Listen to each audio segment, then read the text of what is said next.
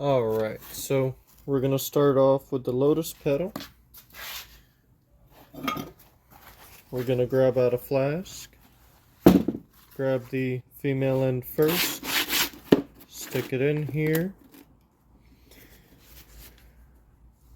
get some baby powder on there. Baby powder is so that way this special sand I'm working with doesn't stick to it, so that way I can pull it out at the end, nice and easy.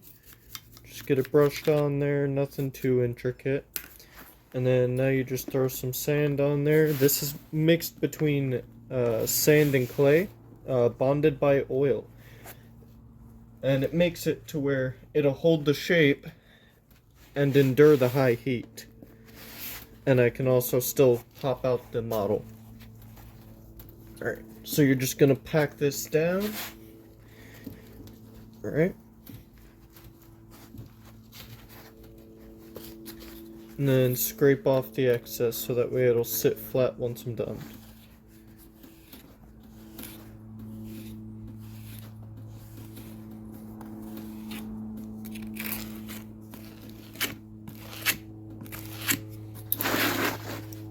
Flip it over. Alright, now let me get the other half on there. Put a bit more baby powder on there. Just so the two halves don't stick together now.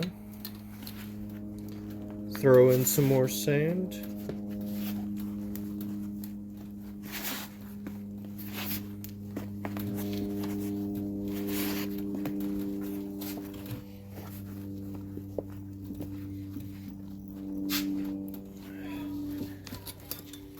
And cut away the excess, just like before.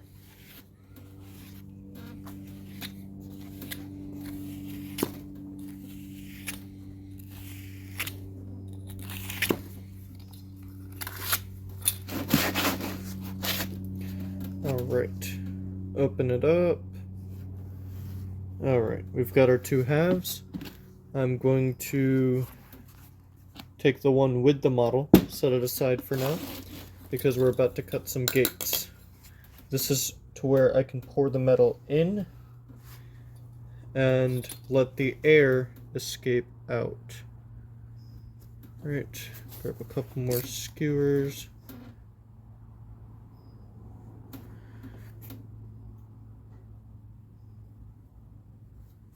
I want to stick them in the corners because that's where the metal's going to flow to, where we need the air to come out of. Right, so notice how I'm pulling through rather than pulling back out. And that's because all of this breakage here, we want this on this side where it doesn't affect any of the details.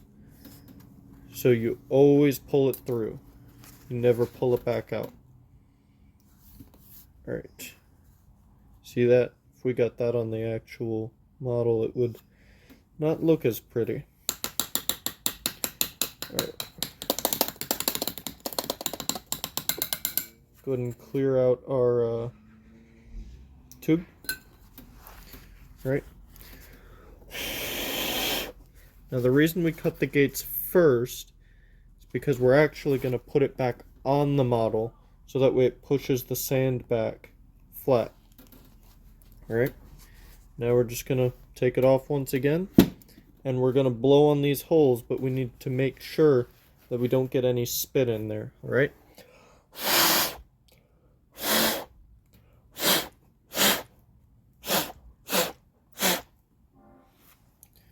Alright. Now, there's a little bit of sand blocking this top left hole, so I'm actually going to knock some of that away, so that way the air has a clean path.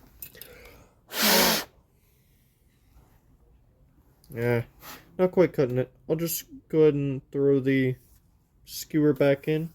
No harm in doing that. I'll do that for all of the holes, actually.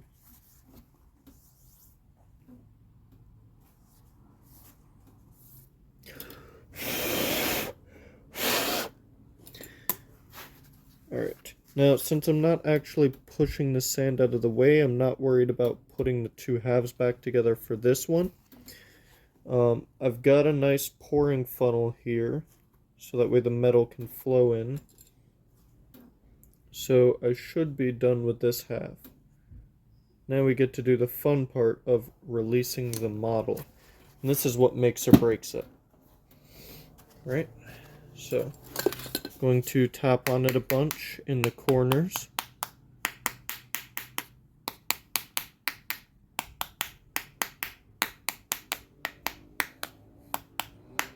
When you see it start to move around a whole bunch, then you can go ahead and flip it upside down and it falls right out. And then that's what you're left with in the sand. So then this is what we will be casting. Put the two halves back together, then you just get ready for pour. Now comes the fun part where we actually get to metal melting. Get a nice flame going. Start the flamethrower.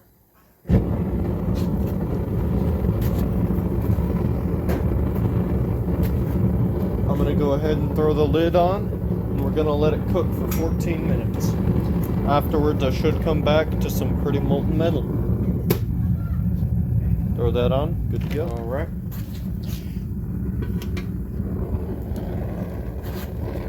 There you go. Nice and molten. Now I'm going to get ready for a pour.